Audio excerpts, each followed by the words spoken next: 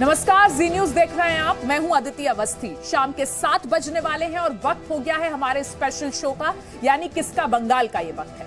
बंगाल में हर कोई खेला होबे की बात कर रहा है। कल प्रधानमंत्री ने ममता बनर्जी के खेला होबे का जवाब दिया था। आज ममता बनर्जी ने फिर पलटवार किया और खेला होबे को एक कदम और आगे ले गई।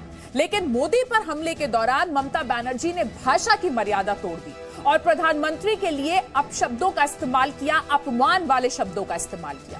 अब सवाल यह है कि क्या पीएम का अपमान कर बंगाल जीत पाएंगी ममता बनर्जी? খেলা হবে,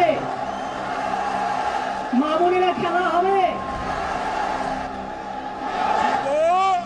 শক্তির সম্পূর্ণ বিকাশ হবে। दीदी बोलें खेला होबे।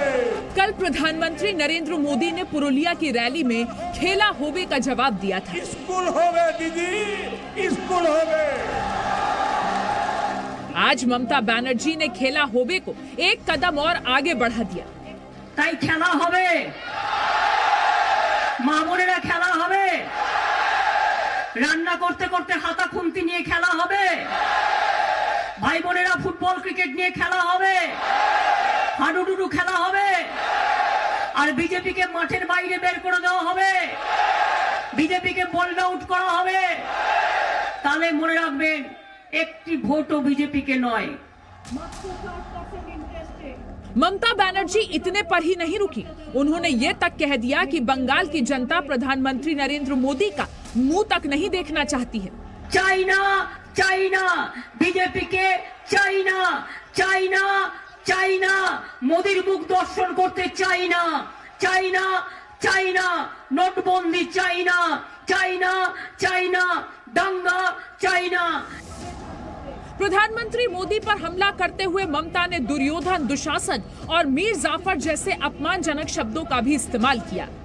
चाइना चाइना लुटेरा China China China Duryodhan China China China Dushasan China China China Mir Jafar China.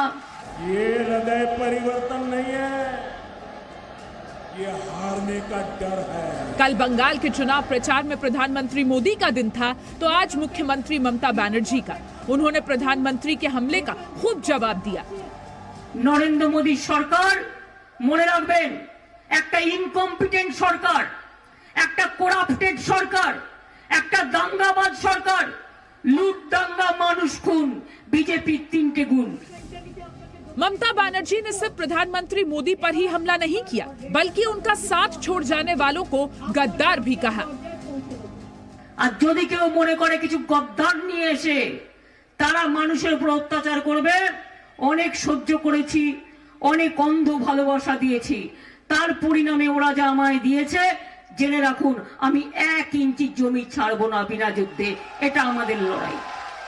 Mamata Banerjee के पैर में चोट के बाद भी वो चुनाव प्रचार से पीछे नहीं है। वो अपनी चोट का फायदा बीजेपी और कांग्रेस लेफ्ट के गठबंधन को बिल्कुल नहीं देना चाहती है।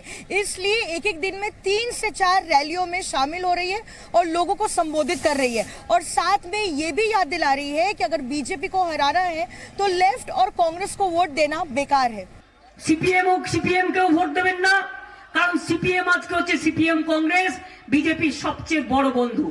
बंगाल में पहले चरण में उन इलाकों में चुनाव है जहां 2011 और 2016 के विधानसभा चुनाव में ममता बनर्जी का गढ़ रहा है, लेकिन 2019 के लोकसभा चुनाव में बीजेपी को जो बढ़त मिली है वो इस बार के चुनाव में भी वो कामयाब रखना चाहते हैं।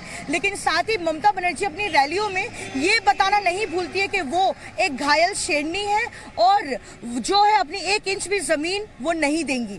मिदनीपुर से कैमरा पर्सन फिलिक्स सोकीनाथ के साथ पूजा मेहता, जी मीडिया। अब बात पश्चिम बंगाल में हिंसा की। बंगाल का सबसे बड़ा मुद्दा क्या है? दीदी बंगाल गौरव को मुद्दा मानती हैं, तो बीजेपी ने राजनीतिक हिंसा को मुद्दा बनाया है। प्रधानमंत्री ने कल पुरुलिया की रैली में हिंसा का मुद्दा उठाया था और ममता बनर्जी पर हमला किया था। हमने बंगाल में राजनीतिक हिंसा के शिकार हुए लोगों के परिवार वालों से मुलाकात की और उनसे समझने की कोशिश की कि क्या सरकार की शय पर राजनीतिक हिंसा होती है। रवि त्रिपाठी की एक ग्राउंड रिपोर्ट देखिए।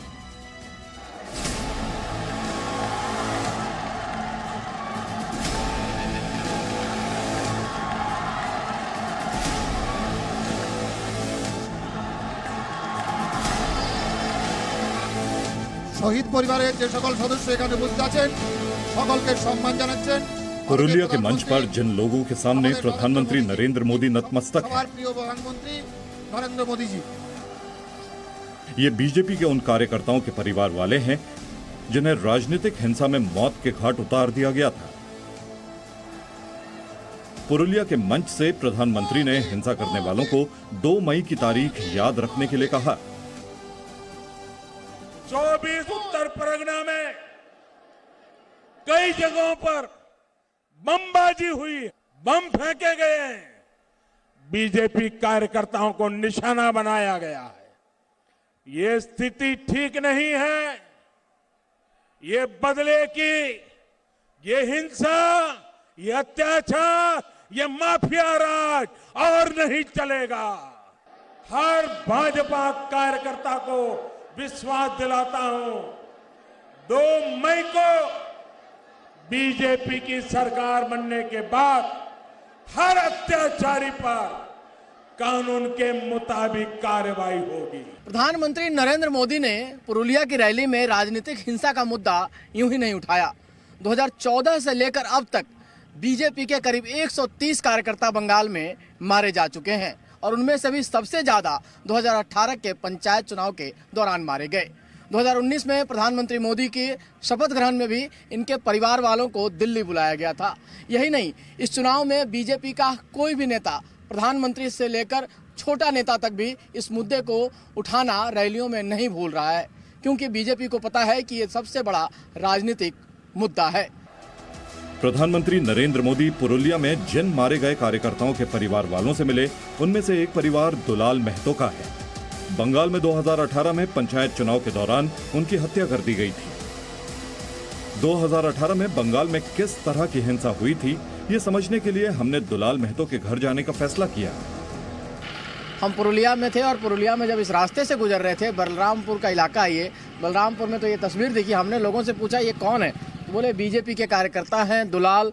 इनको 2018 में पंचायत चुनाव के दौरान गले में तार बांध कर मार दिया था, इनको फांसी पे लटका के मार दिया गया था। तो ऐसे ही तस्वीरें आपको देखने को मिलेगी। हम ऐसे जाकर इनके परिवार वालों से भी बात करेंगे। पुरुलिया में दुलाल महतो की मूर्ति ये बताने के लिए काफी है कि कार्यकर्ताओं के खिलाफ हिंसा से बीजेपी में कितना गुस्सा है। जब हम दुलाल महतो के घर पहुंचे तो यही गुस्सा परिवार वालों के दर्द के रूप में देखने को मिला। के परिवार के लोग हैं यहाँ बैठे हैं, उनके पिताजी हैं दुलाल के, उनका बेटा है, ये पत्नी है, ये भी बेटा है और एक बेटी है। तो ये छोटा परिवार है। घर में कौन था कमाने वाला, खर्चा कमाने वाला वही था। हाँ, और कमाने वाला नहीं। तो कैसे चलता है घर का? चलता है वैसा, भगवान चलाएगा, क्या करेगा। बच्चा के तो मार दिया, उसको वही बीजेपी कोरोना से वही से मार दिया। लेकिन आप लोग डरने वाला नहीं है? नहीं, काहे डरने वाला। मेरा लड़का मर गया तो हम काहे डरने गया। हम तो डरने गया नहीं, हम बीजेपी करना है छिला, हम भी बीजेपी ने करना है। पापा के बारे में जानकारी जब मिला तो फिर क्या किया आप लोगों ने? हम लोग को सीबीआई चाहिए। 2018 में सिर्फ दुलाल महतो की ही हत्या नहीं हुई थी, बल्कि 20 साल के त्रिलोचन महतो की हत्या कर शव को पेड़ से लटका दिया गया था। त्रिलोचन की हत्या के आरोप में 4 लोगों को गिरफ्तार भी किया गया था, लेकिन सजा किसी को नहीं मिली। दुलाल के परिवार वालों से मिलने के बाद हम पहुंचे त्रिलोचन महतो के परिवार के पास। त्रिलोचन महतो के गांव पहुंचे हम। इस गांव में उनके भाई हैं, क्योंकि 4 भाई थे, माँ है, पिताजी हैं परिवार में। 4 में से एक भाई नहीं रहा। 2018 में ही उनकी भी मौत हुई। क्या हुआ घटना आपको पता चला था? कैसे, कब पता चला जब ये उनका मौत हुआ, कैसे पता चला आपको? मेरा भाई बाजार गया, उसमें फिरने के बाद गायब हुआ। भाई एक फोन किया, हमको मार देगा ये लोग, 5 आदमी हमको पकड़ा, हमको मार देगा, जल्दी आएगा तो हमको सुबह को मार देगा ये लोग। बोला कौन कौन आदमी पकड़ा पता नहीं। उसके बाद फोन काट दिया। शाम को 5-6 बजे वो जंगल में भाई को गाछ में पेड़ में लटका दिया और 60 में लिख दिया, 18 साल से बीजेपी करेगा तो ऐसा ही हाल होगा। एक तो चिट्ठी कैप और मनी बैग उसका पास रख दिया पेड़ का नीचे में। उस समय पता क्या भाई वो पेड़ में लटका है। फिर क्या हुआ? जो लोग मारा था उसका पता चला, उसको कुछ हुआ कि नहीं सजा? सजा कुछ नहीं हुआ। सीआईडी इंक्वायरी हुआ, सीआईडी इंक्वायरी हुआ। वो समय वो सीआईडी इंक्वायरी हुआ, 4 आदमी को पकड़ा, वो लोग बेल में है, जेल में नहीं है। त्रिलोचन महतो की तरह ही बांकुड़ा के अजीत मुर्मू की भी कहानी है। 4 अप्रैल 2018 को अजीत मुर्मू पंचायत चुनाव के लिए नॉमिनेशन करने के लिए निकले थे। आरोप है कि टीएमसी कार्यकर्ताओं ने लाठी से पीट कर उनकी हत्या कर दी थी। 4 अप्रैल 2018 को ये वही जगह है, बांकुड़ा का रानी बांध बोलते हैं इसको जगह को, और यही ये चौक है। देखिए बीजेपी दफ्तर में दिखाना चाहूँगा, बाएं साइड में ये बीजेपी दफ्तर है। बीजेपी दफ्तर के बाहर हंगामा हुआ और इसी जगह पे हंगामे में अजीत मुर्मू को मार दिया गया। किसने मारा ये जांच का विषय है। आरोप यह है कि टीएमसी के कार्यकर्ताओं ने अजीत मुर्मू को यहाँ डंडे से मारकर उनकी हत्या कर दी, लेकिन अभी तक उसकी कोई जांच नहीं हुई। अभी तक उस पर कोई दोषी जो है वो पकड़ा ना गया। लेकिन परिवार के लोगों का कहना है कि अगर बीजेपी की सरकार आती है तो उनको न्याय जरूर मिलेगा। बंगाल पुलिस ने इस मामले को आपसी रंजिश का मामला बोलकर दबा दिया। अजित के परिवार ने 2018 में ही दिल्ली में अमित शाह और राजनाथ सिंह से मुलाकात की, लेकिन दोषियों को अब तक सजा नहीं मिली। अजित के परिवार को राज्य सरकार से तो मदद नहीं मिली, लेकिन बीजेपी ने अपने इस कार्यकर्ता के परिवार को 5 लाख रुपए की मदद दी। मोदी जी बोला कल पुरुलिया में कि जो भी लोग गड़बड़ किया, जो लोग मारा है हमारे बीजेपी को लोग को, सबको हम जेल के अंदर डालेगा। तो आपको भरोसा है कि मोदी जी का सरकार जब बीजेपी का आएगा तो ये सब लोग जेल के अंदर जाएगा? भरोसा है एकदम। परिवार में आपको कोई सहायता किया कि नहीं, हेल्प किया? कोई हेल्प करे छे। किसने किया? 5 लाख টাকা দিয়েছিল बीजेपी। হ্যাঁ বিজেপি পার্টি থেকে। ममता दीदी ने कुछ दिया? না, যদি মানে যায় তবু ছাড়বো না বিজেপি। अच्छा, चाहे जीवन चला जाए पार्टी नहीं छोड़ने वाला है। नहीं। सरकार ने कोई कार्रवाई नहीं की, क्योंकि तृणमूल के गुंडे ही थे।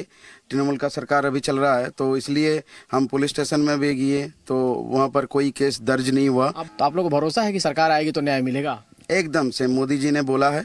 बंगाल में ममता बनर्जी बंगाली गौरव के नाम पर चुनाव लड़ रही हैं, तो बीजेपी ने बंगाल में हुई राजनीतिक हिंसा को मुद्दा बनाया है।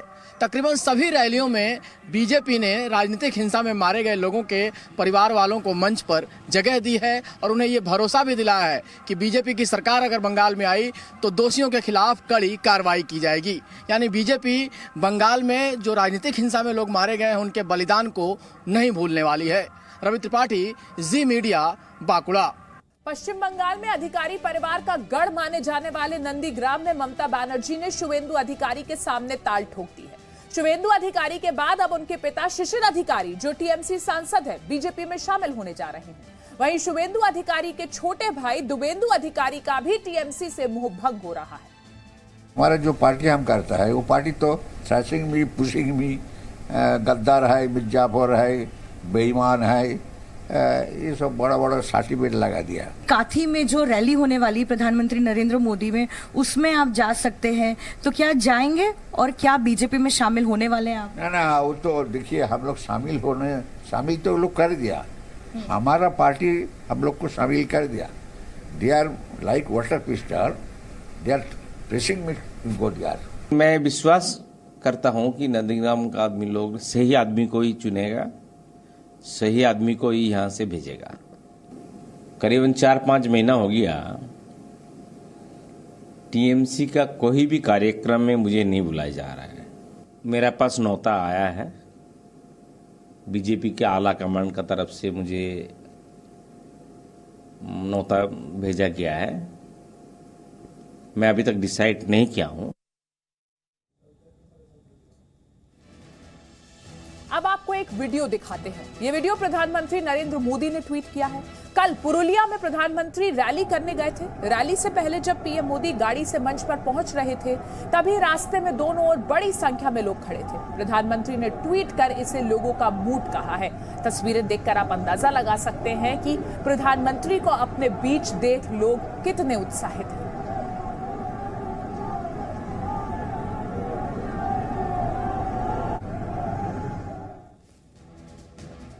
इस बुलेटिन में फिलहाल इतना ही।